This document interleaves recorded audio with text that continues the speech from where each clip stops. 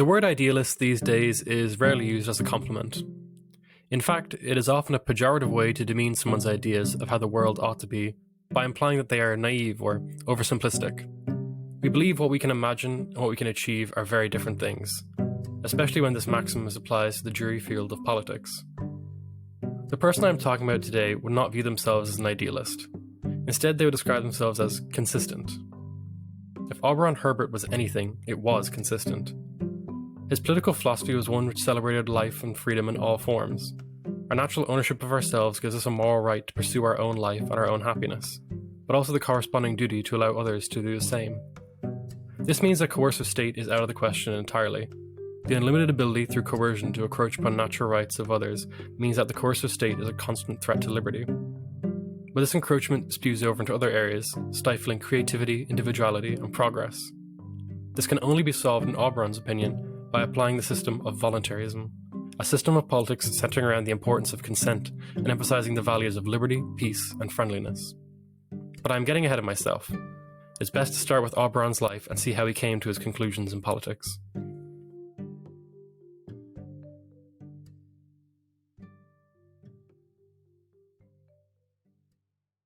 Auberon Edward William Molyneux Herbert was born in London in 1838, and if you couldn't guess from his name, he was born into a wealthy aristocratic family. When he was 21, he served as a lieutenant in the British Army for 2 years. After returning from his lieutenantship, he attended Oxford for a bachelorship in civil law, and by 1865 he completed his studies and gained a doctorate. Auberon started his political journey as a conservative. In Oxford, he founded 2 debating societies, wrote for conservative outlets, and even ran as a conservative MP in the general election of 1865. But Herbert's conservatism waned quickly. By 1870, he was running as an MP for the Liberal Party and was successful in being elected. Acting as a Liberal member until the dissolving of the party in 1874, Auberon used his platform to articulate what was then radical ideas, including female suffrage, the unionization of agricultural workers, and non-sectarian education. Throughout his time in both education and politics, Auberon observed a number of conflicts. In his time as a lieutenant, Auberon witnessed the aftermath of a failed Indian mutiny, giving him an insight into life under colonial government. In 1864, he visited the locus of the Prusso-Danish War. He took part in a skirmish as a non-combatant, volunteering with a stretcher and retrieving wounded soldiers under fire. For his selfless bravery, he was awarded a knightship. In the same year, he also observed the American Civil War and accompanied the Union Army. In 1871, he completed his military odyssey with the Franco-Prussian War, in which Herbert was affiliated with the Red Cross. Herbert found himself drifting away from traditional politics and toward a system he would later call voluntarism. His experience of international conflict, his career as a politician, and his introduction to the thought of Herbert Spencer were pivotal moments in the development of his political thought. His exposure to increasing levels of conflict in Europe brought with it an aversion to violence and jingoism. Because of this, Auberon would go on to later treat war as a large-scale crime, which is nothing more than mischievous folly. Auberon's time in politics further contributed to a developing cynicism around the state. The late 19th century was a time of rapidly increasing rates of state intervention into the ins and outs of Victorian life. Auberon described the political establishment of his day as the Great Machine, which he believed was a slaughterhouse where ideals of justice and equity went to die. The state was not facilitating progress. It was in fact hampering the flourishing of its citizens. Even with well-intentioned politicians, Auberon no longer believed that the Great Machine could manufacture the life of a nation, could endow it out of the hand with happiness, wisdom, and prosperity, and clothe it in all the virtues. In Auberon's eyes, the state was nothing more than smoke and mirrors. Restraint, compulsion, and gifts of public money to interest groups were the tools of the state.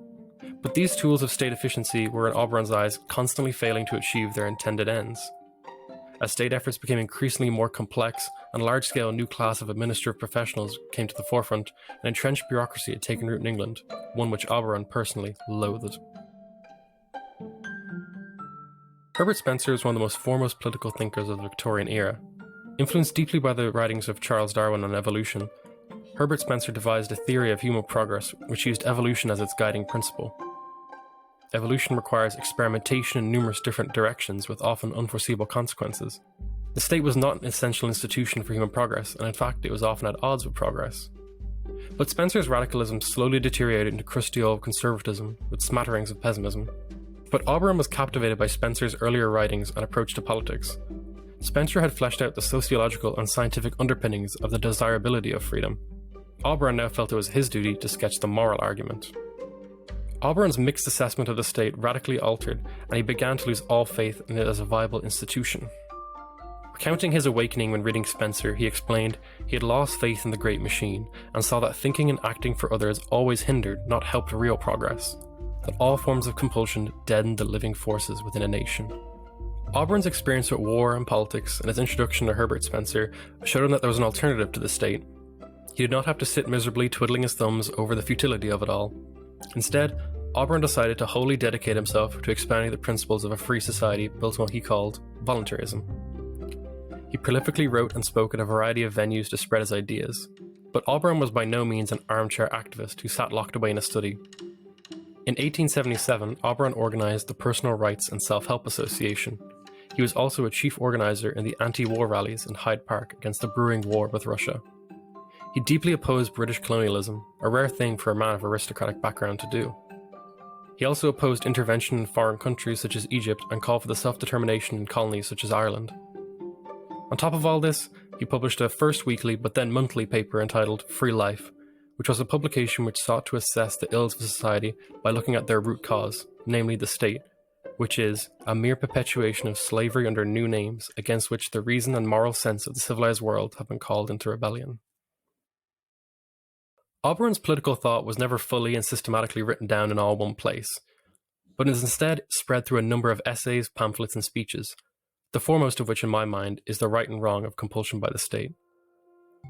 Despite the lack of a particular magnum opus, fully delving into his thought, Auberon was consistent throughout his writings, always evoking the same foundational principles for every argument he made, that coercion was limited to the protection of one's rights and could not justifiably be used for any other purpose without destroying the axiomatic rights of others.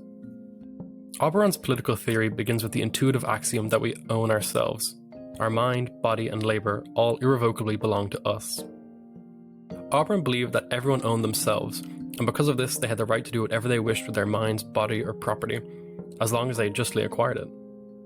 For Auberon, every man and woman should be held by us all sacredly and religiously, to be the one true owner of his or her faculties. This is not an ambiguous topic in Auberon's mind. He states that the pure critical reason obliges us to believe in self-ownership. But the self-ownership we have over ourselves is not an unlimited license to do anything we please.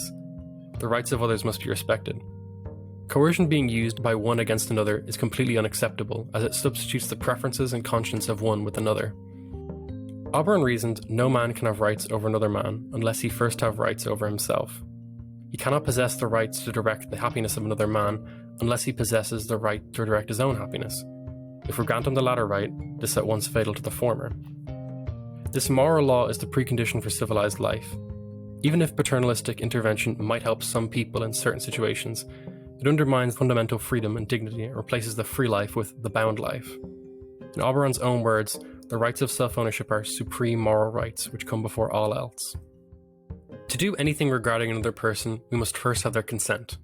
It must be voluntary, thus the name voluntarism. Force and fraud are out of the question. No one has the right to command another person as if they were their master. Fraud is merely the cunning cousin of force.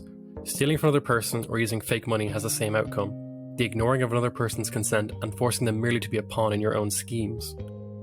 We cannot force people to bend to our wills for our plans, no matter how grand or wonderful they might be. Persuasion is the tool of a rational person. On the other hand, Auberon described direct compulsion by whoever so is exercised as only remnant of that barbarous state when emperors and dominant churches used men according to their own ideas. But if intervening in other people's lives is a fundamentally unjust endeavour, what role is there, if any, for the state to provide goods and services? Auberon's answer is that the state's role should be strictly limited. He believed that there was no wholly justifiable reason for the state to exist, but when restricted to a limited role, it could be described as a justifiable usurpation.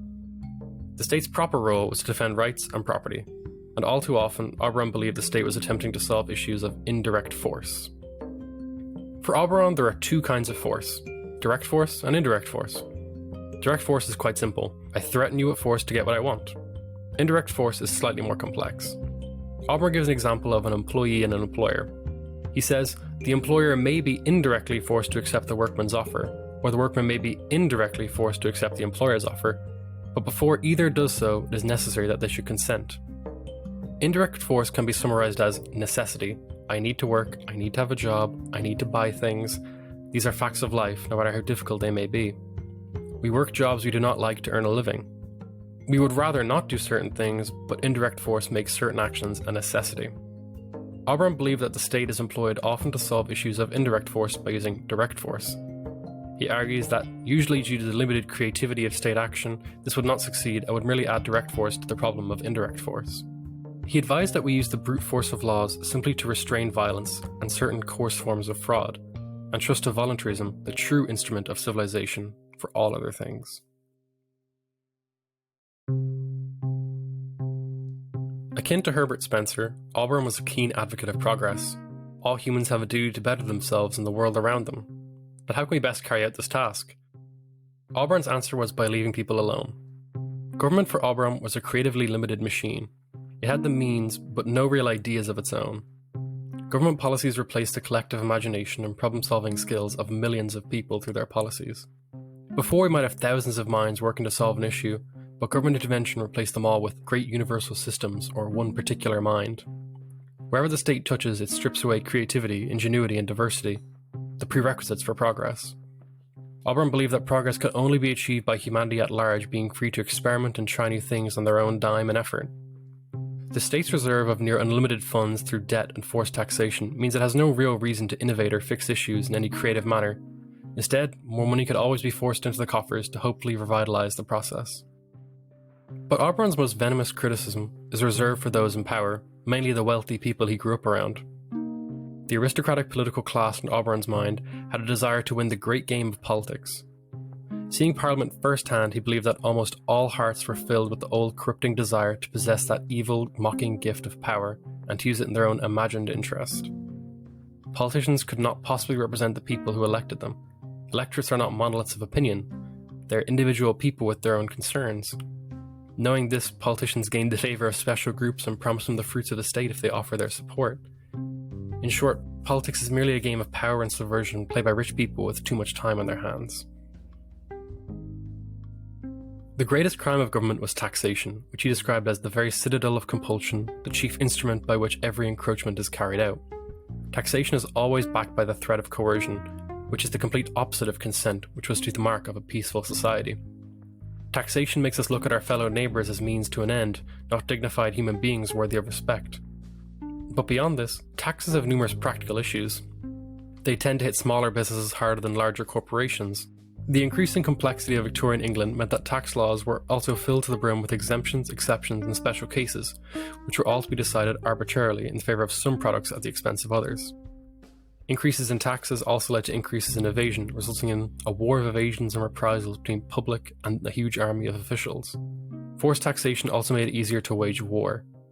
If only those who agreed to the war raised the cash, Auberon believed this would probably be the best way to guarantee universal peace.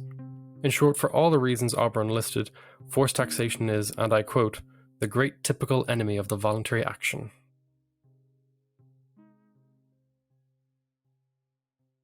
Despite how anarchist he might sound, Auberon was no anarchist. As he repeatedly pointed out, he was a voluntarist. In his own words, he was in favour of some form of state, albeit a greatly limited one. Auberon's state would be funded not through force, but by voluntary taxation. And this at first sounds a bit like a joke, because who would ever want to pay their taxes voluntarily? But Auberon argued that under a voluntary system alone can a nation live in peace and friendship and work together happily, profitably for common ends. Without the force of the state, people could fund whatever they liked. Projects, services, initiatives, not only for their own benefit, but as a point of pride and civic virtue. The state could propose plans and people could contribute what they agreed with, and not contribute what they disliked. Under voluntary taxation, people would provide for undertakings that they felt were important to them personally, whether that consists of funding the arts or providing relief for the local poor. Most importantly, voluntary taxation would change people's way of viewing the state and politics in general. Our great object, Auberon explained, must be to wholly change the attitude of the state towards the people, and with it our own feelings towards the state. True civic duty and true charity would only emerge once coercion had been minimized in any society. Anyone who helped their fellow man, but would do so out of their own kindness, not due to the will of another.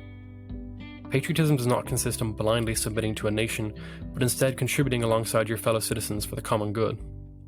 But the state does so much. If Auberon thought the state was overbearing in his day, the government today would give him a heart attack. How could we ever imagine a prosperous life without the state? Auberon believed that the state first and foremost protected rights and property and would play an important role in sanitation, environmental issues, and education. But apart from these areas, voluntary associations through markets, unions, associations, clubs, friendly societies, charities, and cooperatives could all fill the void left by the formerly coercive state. Human creativity could finally be unleashed.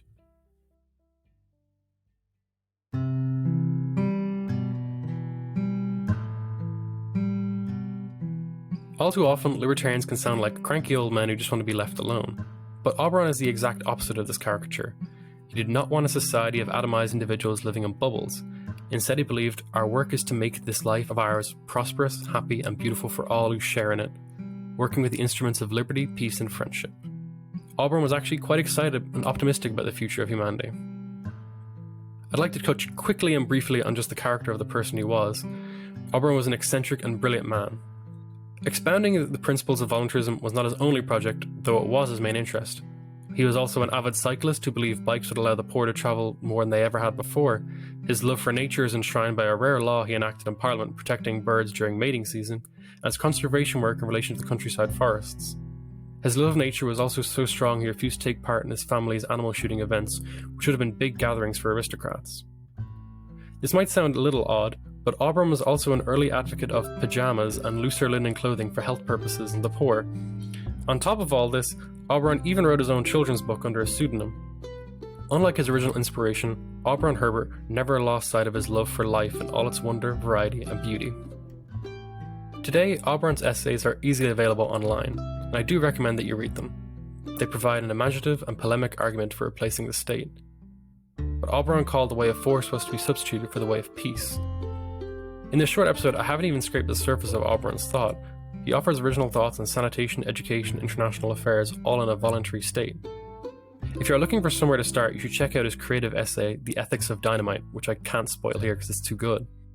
Auberon had faith in human creativity and moral progress under a regime of equals.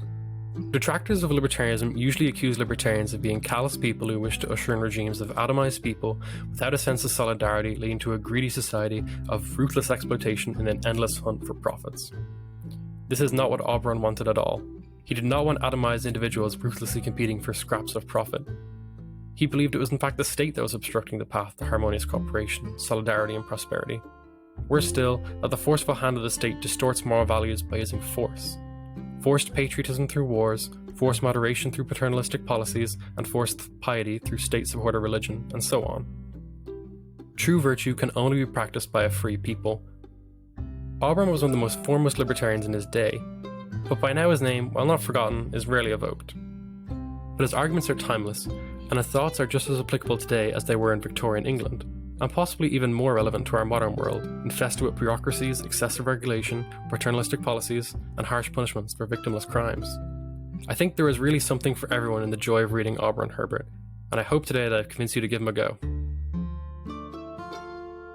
Thanks a mil for listening. I hope you enjoyed this podcast, and if you did, you can subscribe on Apple Podcasts, Spotify, and wherever else you may listen to podcasts. Visit the website www.libertarianism.org to find more podcasts like this one. I hope to see you next time.